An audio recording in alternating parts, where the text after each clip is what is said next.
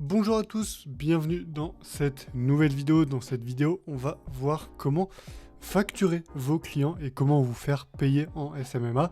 Alors c'est un sujet, ma foi, relativement simple, hein, c'est pas du tout complexe, mais il peut y avoir des situations dans lesquelles une solution est plus adaptée à l'autre, et pour vous faire payer en SMMA, il y a deux options. C'est soit le virement bancaire, c'est celle que j'utilise personnellement avec mes clients, tout se fait par virement bancaire. Je donne au client mon RIB, donc l'identifiant de mon compte bancaire, et ce qui permet derrière au client d'ajouter mon compte bancaire au bénéficiaire de son compte bancaire, et du coup de me faire un virement.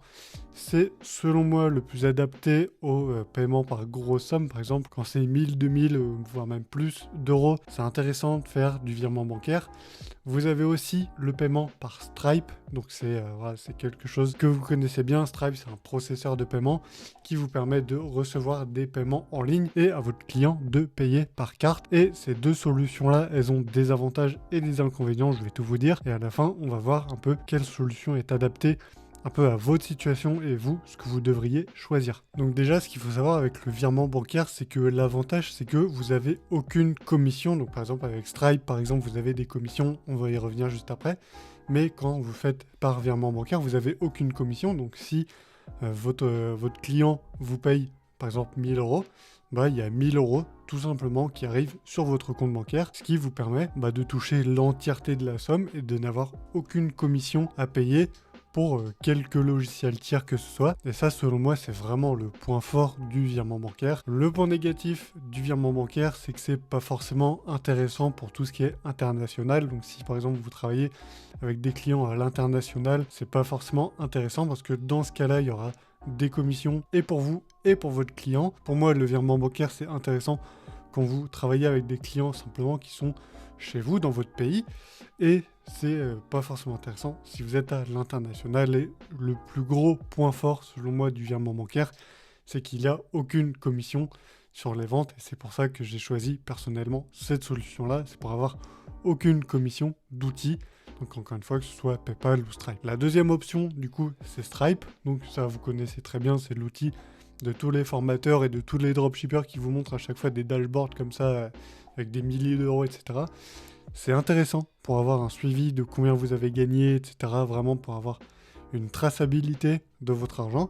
Mais le point négatif, selon moi, c'est qu'après, il faut faire le virement de Stripe au compte bancaire, et c'est à ce moment-là qu'il a une commission que Stripe se prend.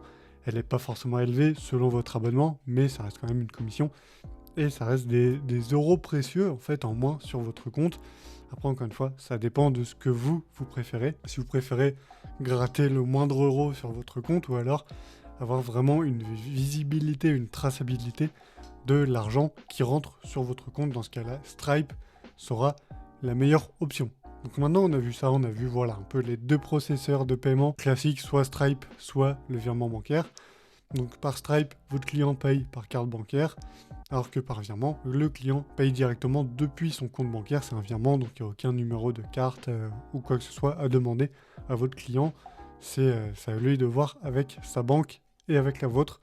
Vous enverrez à votre client ce qu'on appelle un RIB. Donc ça, c'est ce que vous avez généralement dans votre compte, sur votre compte bancaire, et c'est ce que vous envoyez à votre client pour que lui puisse faire le virement de votre argent. Comme je vous l'ai dit, personnellement, j'ai choisi le virement bancaire. Pour ce qui est de mon cas, c'est le plus adapté. Pour ce qui est du vôtre, ce sera peut-être pas la meilleure option, mais selon moi, c'est la meilleure. Après, encore une fois, ça va dépendre aussi de votre compte bancaire à vous. Si vous avez soit un compte pro, soit un compte perso dédié à votre activité, ce qui est possible en France grâce à la micro-entreprise, vous pouvez utiliser votre compte personnel pour votre entreprise, c'est autorisé, jusqu'à un plafond de 10 000 euros. Donc si vous avez votre compte personnel, vous pouvez envoyer le RIB de votre compte personnel à votre client, suivi évidemment d'un petit devis et d'une facture. La facture, généralement, ça ne va pas forcément vous servir à vous, mais ça va servir à votre client pour qu'il puisse déduire simplement votre prestation de ses charges pour à la fin payer moins d'impôts, évidemment. Donc voilà, c'était pas une vidéo très longue, mais je voulais vous résumer un peu globalement comment vous faire payer en SMMA. C'est pas compliqué, il y en a des fois qui en font des tonnes et qui prennent cette étape un peu en mode stress, comment je vais faire payer, comment je vais demander l'argent à mon client. Pas de panique, vous envoyez soit un RIB, soit vous ouvrez un compte Stripe, c'est gratuit. Et après, vous faites un petit... Alors sur Stripe, c'est un peu plus relou parce que derrière, il faut mettre en place un truc de paiement, faut créer un service qui a un prix, ensuite envoyer un lien de paiement à votre client. C'est un peu relou. Moi, je préfère envoyer directement un RIB à mon client.